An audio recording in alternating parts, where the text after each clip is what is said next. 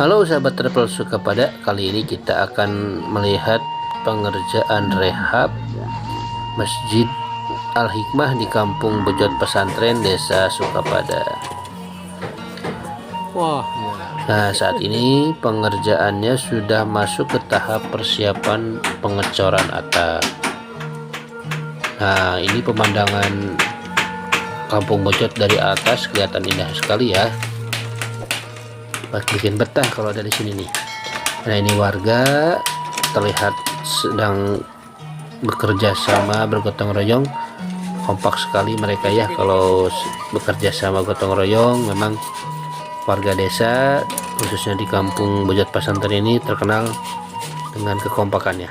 Nah, ini Kang Itang selaku ketua panitia pembangunan.